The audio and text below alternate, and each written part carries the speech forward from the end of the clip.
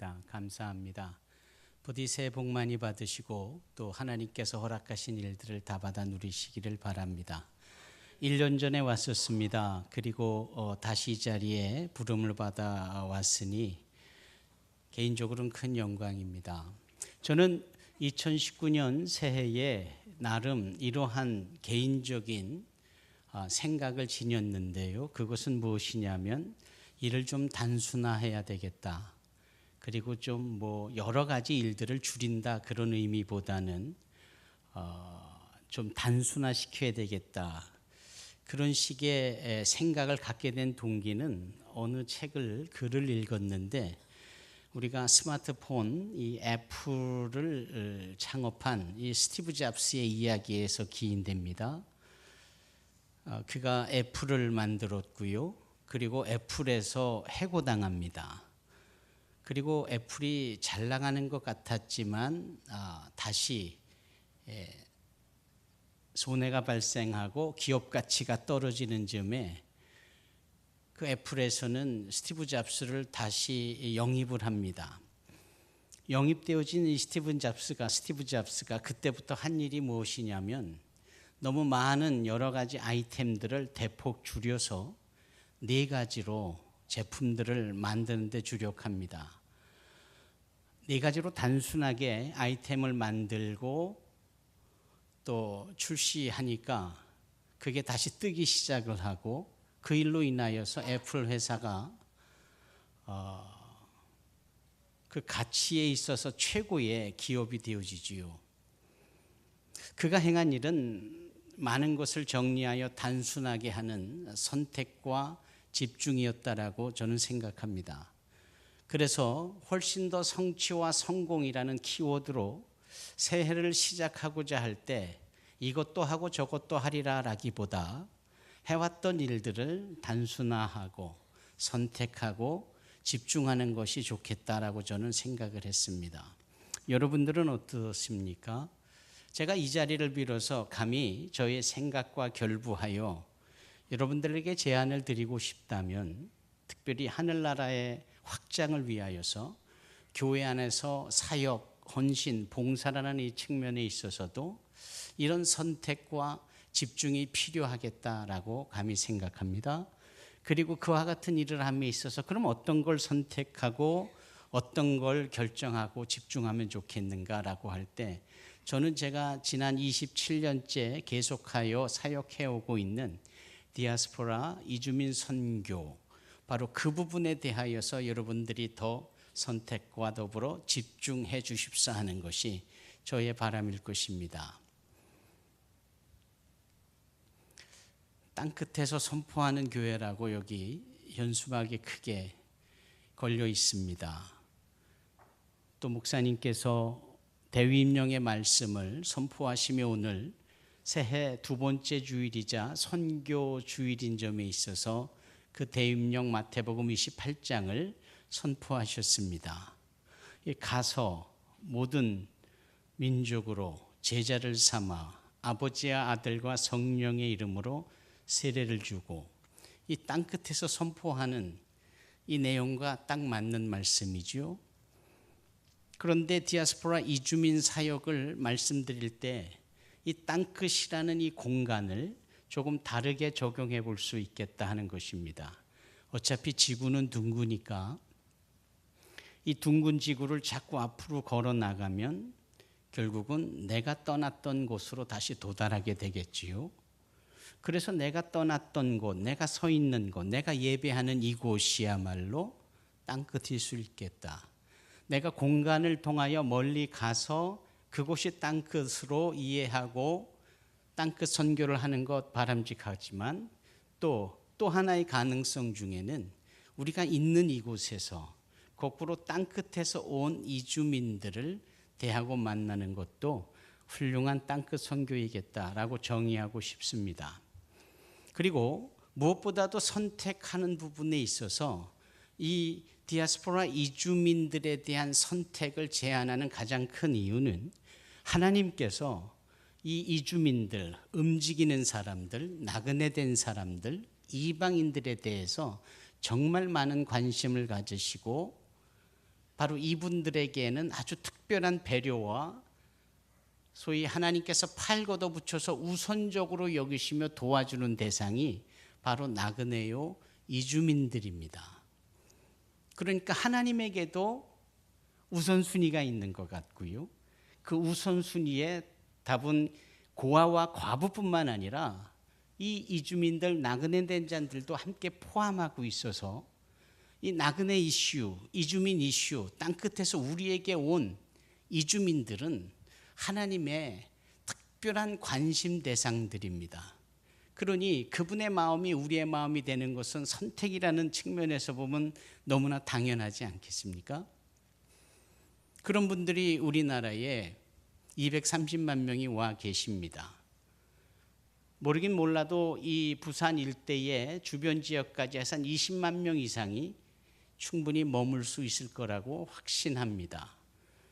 그들이 주로 노동자들, 근로자들, 유학생들, 다문화 가정들, 난민들까지 여러 세분화되어진 신분으로 와 계시지요. 사실 이것은 요즘 들어 눈에 띄는 새로운 현상은 아닙니다. 지혜자요 전도자인 이 솔로몬이 그가 기록한 전도서에 해 아래 새 것이 없다라고 했으니 지금 보여지는 현상도 예전부터 있었던 거고요. 사람들이 움직여지는 이러한 현상은 성경의 역사만큼이나 오랜, 그래서 창세기 12장에 우리의 믿음의 조상 아브라함이 갈대아 우르에서 하나님의 인도함 속에 하란을 거쳐 약속의 땅으로 이주하는 이 부분부터 포함하여 또 다른 이유지만 첫사람 아담과 하와가 에덴 동산에서 움직여지고, 물론 그것이 쫓겨난 것이지만 이후에 어쩌든지 움직였다는 부분까지 포함하면 우리의 시작점이 이주의 시작점이고요. 그러면서 하나님의 구원의 계획이 펼쳐지면서 사람들의 움직임을 통하여 하나님의 구원의 사역이 펼쳐지고 선교라는 이름으로 펼쳐지고 있었기 때문에 이 현상은 새로울 것이 없는 오래전, 그러나 우리가 그동안 손 놔놓고 또 관심을 못 둔 이런 부분이었었겠죠.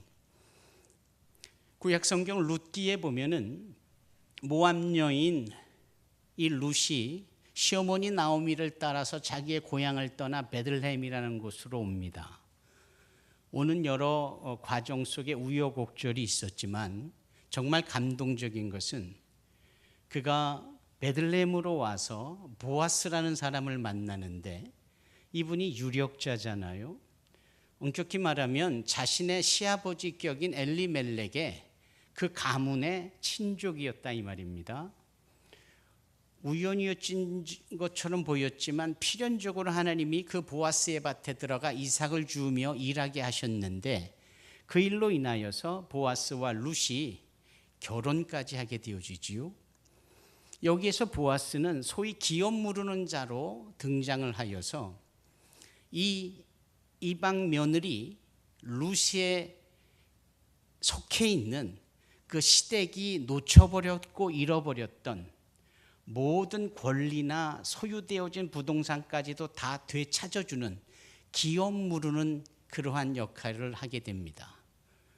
그리고 이 보아스는 룻, 즉 이방 며느리, 오늘날로 치면 다문화 며느리인 이 룻을 통하여서 오벳을 낳고, 오벳은 이새를 낳고, 이새는 다윗을 낳고, 그 다윗의 계보 중에 우리 주 예수 그리스도의 구원의 계보가 펼쳐지는 겁니다. 예수 그리스도의 이 땅에 오신 구원자로서의 출현은 이렇게 이주민들을 통하여 곳곳에 역사해 놓으신 하나님의 계획 때문에 가능했고, 하나님의 완전한 온전한 계획은 이주의 역사로 말미암아 가능할 수 있었다라는 것이죠. 그런데 이주되어진 이 사람들의 삶은 어떻습니까? 그네들이 도대체 뭘 먹고 살고 어떻게 살고 있는지 관심들이 얼마나 있을까요? 구약 성경에 특별히 구약 신학자라고 여겨지는 분들은 입을 모아서 그 잠언 30장에 아굴의 잠언에 그 아굴이 누구냐라는 이 부분을 놓고 이렇게 정의합니다. 아굴은 이주민이다. 아굴은 나그네다. 아굴은 고향 땅을 떠나 다른 장소에 체류하고 있는, 오늘날로 치면 이주민이다라는 거예요. 그 아굴의 고백이 무엇이었습니까? 이런 거죠. 나는 짐승만도 못한 자다. 나는 특별하게 많이 무엇인가를 기대하는 것도 아니고 다만 하루하루 살 수 있는, 생존할 수 있는 것만 주어지면 그것만 해도 감사하겠다.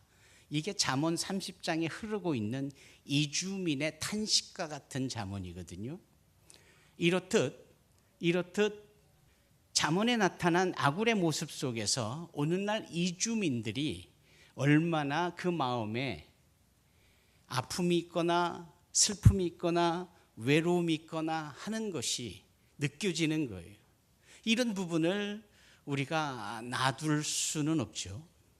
이런 부분들에 대해서 관심을 갖고 섬기는 것이야말로 선교하는 교회로서 감당하여야 될 선택과 집중이어야 할 것이고, 선교하는 교회의 일원이요 서로 지체로 연락되고 있는 성도 한 사람 한 사람 모두가 그 일에 함께 할 수 있어야 한다는 것입니다.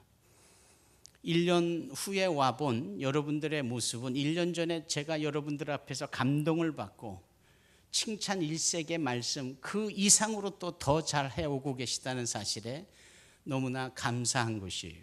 여러분들은 너무 잘하고 계십니다. 여기 교회 앞에 네팔 형제 자매들을 위한 쉼터를 예비해 놓고 갈 데 없는 자들, 또 직업을 얻기까지 그들을 품어낼 수 있는 공간을 예비해 놓고 그네들을 섬긴다라는 것은 너무나 가치 있는 일입니다. 이곳에 온 유학생들을 섬기며, 그리고 상대적으로 선교사들의 추방이 일어나고, 그리고 사회주의 국가로서 복음에 접촉적이 어려운 이 중국에서 온 분들과 펠로십을 이루고 있고, 그들과 연계하여서 계속적으로 찾아가 만나주고 귀한 사역을 함께 해가고 있다는 그 사실만 보더라도 너무나 잘하고 계시는 겁니다. 또 베트남 사역이 훌륭하게 펼쳐져 가고 있고, 그래서 네팔 사람들을 우리 집사로 임명도 하시고 중국 분들도 그러하고 하는 이런 모든 과정들은 2000년 전 안디옥 교회가 그 수리아에서 해왔던 이주민 사역하고 딱 들어맞는 너무나 잘하는 사역을 여러분들이 하고 계시다라는 말씀입니다. 더 잘하시라고 제가 주마가편의 마음으로 말씀을 전하는 것입니다. 지금 우리가 세상에 흐르고 있는 현상과 상황들을 좀 더 긴장감 있게 두고 볼 필요가 있지 않습니까? 사람들이 점점 더 많이 몰려들고 있고, 작년에 핫 이슈 중에 하나는 제주도에 생각지도 않은 예멘 출신의 난민들이 출현했고, 그것이 한 계절 전체를 아주 큰 뜨거운 감자처럼 여겨졌던 일들이 기억이 납니다. 그 부분에 있어서 한국교회가 놀랍도록 이러한 반응을 보여요.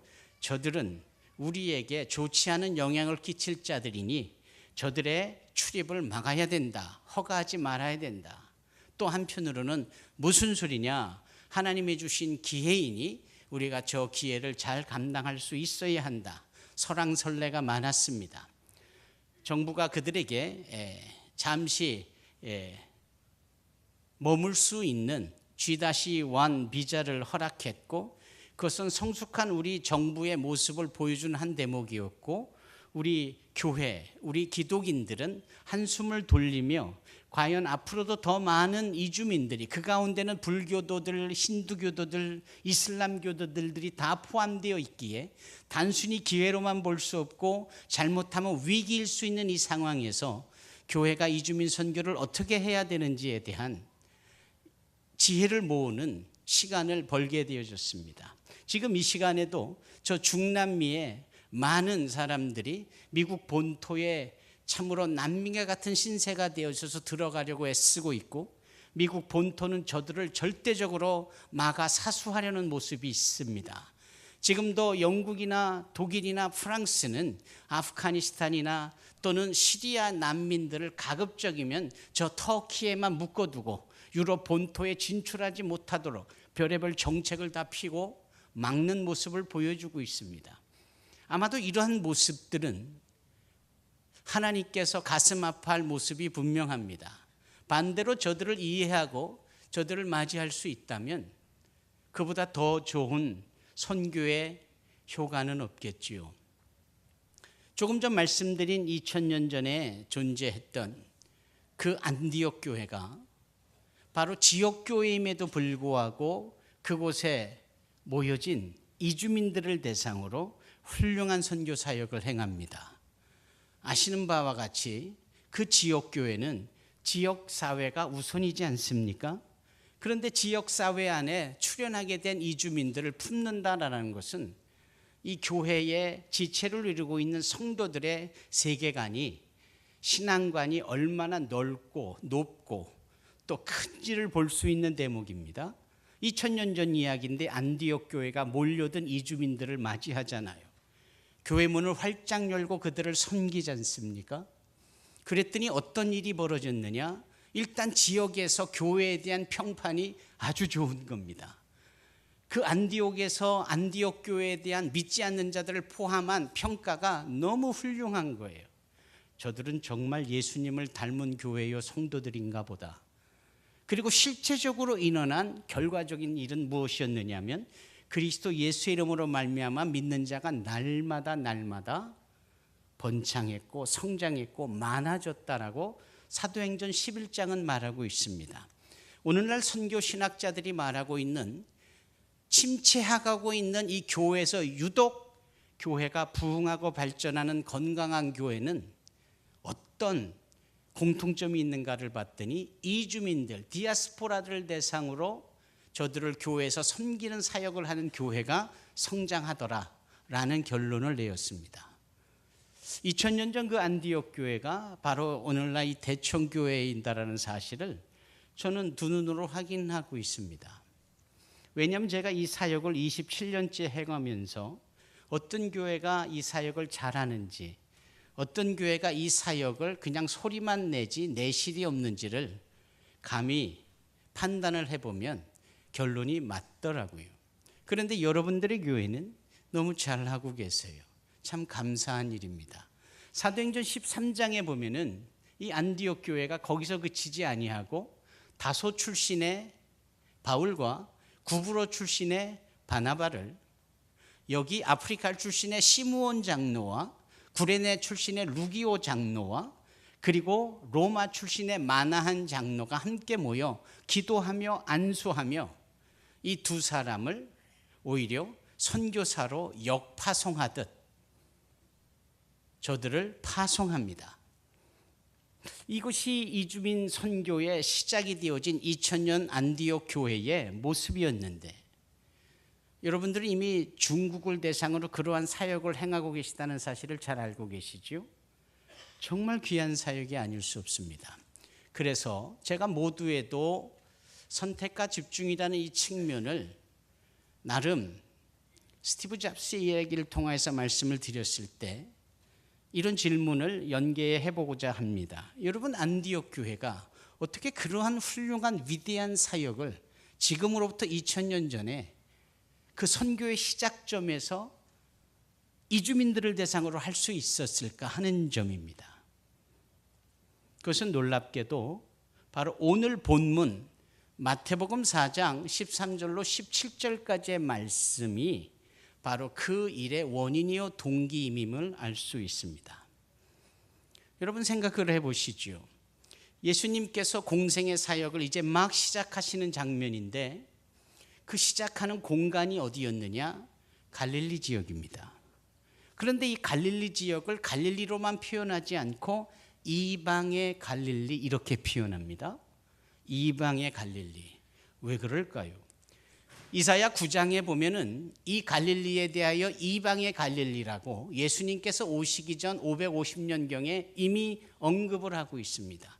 아닌 게 아니라 이 갈릴리 지역은 지리적으로 볼 때 대단히 교통의 요충 지역이고 아프리카와 유럽과 아시아 이 세 대륙이 서로 교차되어지는 지역입니다. 이곳에서 저곳에서 이곳으로, 이곳에서 그곳으로 가는 모든 것의 목적지가 정해져도 반드시 갈릴리를 거쳐야만 합니다. 그곳에서 소위 통행세를 받으며 세리로 살던 이 마태는 그 이방의 갈릴리가 뭘 의미하는지 잘 알죠? 갈릴리에 이방인이 많은 겁니다. 예수께서는 공생의 사역을 시작하시며 본격적인 말씀을 선포하실 때 그 첫 대상을 누구로 여기셨느냐? 이방인입니다. 이주민입니다. 갈릴리에 와 있는 이주민들 디아스포라를 대상으로 말씀 사역을 행하셨습니다. 그때서 비로소 예수께서 전파하여 가라사대 회개하라 천국이 가까웠느니라. 이 말씀을 누구에게 했을까요? 갈릴리에 있는 이방인들에게. 예수님의 마음은 예수님의 구원의 계획에 그 시작점의 우선적인 것은 이방인이었습니다. 이주민이었습니다. 그 옛날 하나님께서 성막을 통하여 당신의 임재가 있다는 사실을 보여주실 때 여지없이 이방인의 뜰을 포함시키셨잖아요. 아버지 하나님의 마음이시죠. 이방인을 인정하는 마음이세요. 고약한 사람들이 그곳에 짐심을 갖다 붙들어 매놓고 성전세에 환전을 위하여서 환전상을 만들어 놓고 성전을 더럽힌 것의 의미도 있지만 이방인들이 못 오게 하는 더 고약함이 있었기에 주님께서는 거룩한 분노를 내시며 채찍으로 짐승들을 다 내어쫓으셨고 그 성전에 그 이방인의 뜰에 베풀어져 있었던 환전상을 다 엎어 놓았습니다. 그것은 무엇을 의미합니까? 이주민들에 대한 하나님의 구원의 계획의 재확인이셨고 이주민들에게 용기와 격려를 주는 제목이기도 했습니다.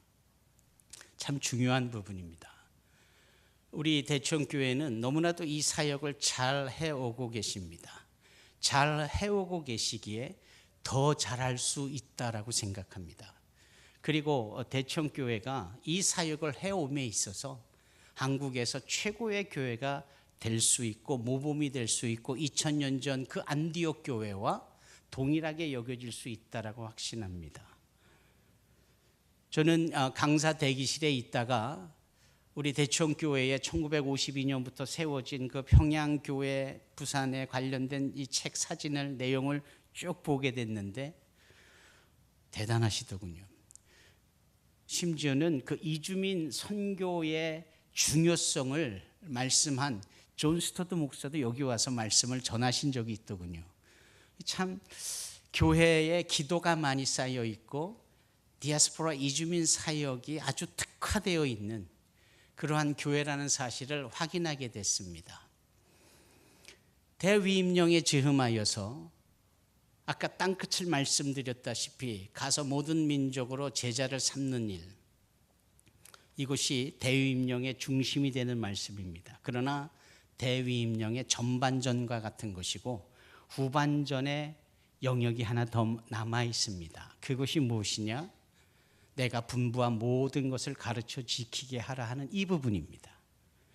예수께서 이 이방인들을 대상으로 갈릴리로부터 시작되어진 그 공생의 마지막 점에 유언처럼 주신 대위임령 속에는 여전히 이주민들을 향한 부탁의 말씀이 담겨져 있는 겁니다. 주님께서 부탁하신 말씀이 도대체 무엇입니까? 그것은 바로 주께서 굶주린 자에게 먹이고 목마른 자에게 마시게 하고 또 헐벗은 자에게 입히우시고 병든 자를 치료하시고 위로하시고 또 옥에 갇힌 자 찾아가 위로하는 이런 모든 통전적인 사역, 이 부분을 강조하신 것 아니십니까?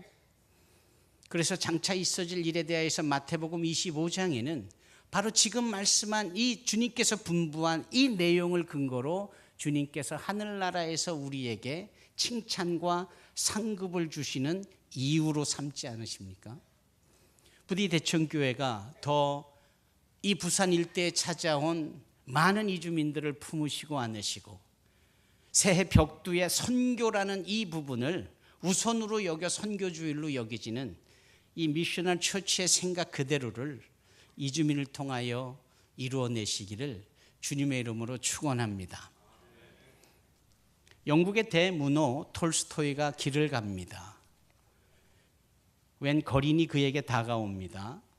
동냥을 하겠지요. 주저없이 톨스토이는 자기 주머니에서 돈을 찾는데 아뿔싸 그날따라 지갑을 동전 한 입도 못 갖고 온 겁니다. 그래서 톨스토이가 그 거린에게 이렇게 합니다. 형제님, 정말 미안합니다. 오늘따라 내가 동전 한 푼 내 주머니에 없으니 어떻게 하면 좋습니까? 미안합니다. 그랬더니요, 이 거린이 활짝 웃으면서 괜찮다고, 기쁘다고, 도리어 감사하다고 톨스토이에게 대답합니다. 톨스토이가 거꾸로 묻습니다.